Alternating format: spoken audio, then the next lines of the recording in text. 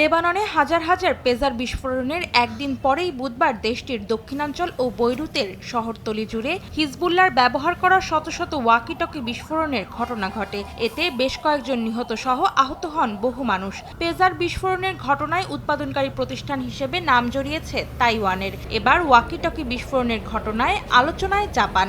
বার্তা সংস্থা রয়টার্স জানিয়েছে, বিস্ফোরিত ওয়াকিটকির ছবিতে জাপানি রেডিও কমিউনিকেশনস এবং টেলিফোন কোম্পানি আইকমের নামের লেভেল দেখা গেছে। এছাড়া ছিল মেড ইন জাপান লেখা লেভেল। এগুলো ICV-82 মডেলের ডিভাইসের সঙ্গে মিল রয়েছে বলে জানিয়েছে সংবাদ মাধ্যমটি।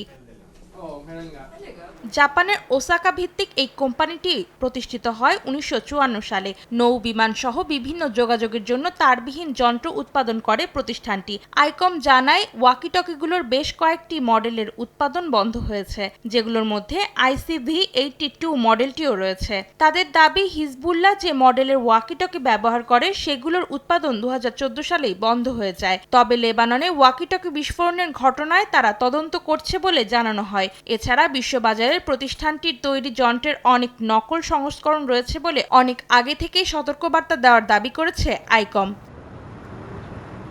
এছাড়া বৃহস্পতিবার এক বিবৃতিতে জাপানের মন্ত্রিপরিষদ প্রধান ইয়োশিমাসা হায়াশি জানান, বিস্ফোরণের ঘটনাটি গভীরভাবে পর্যবেক্ষণ করছে দেশটির সরকার। হিজবুল্লাহর এক কর্মকর্তা জানান, গোষ্ঠীটি 5 মাস আগে এসব ওয়াকিটকি কেনে। প্রায় ওই সময়ই কেনা হয় পেজারগুলোও। বিশ্লেষকদের ধারণা, যন্ত্রগুলো লেবাননে চালানের আগেই সেগুলোতে বিস্ফোরক ঢুকিয়ে দেওয়া হয়।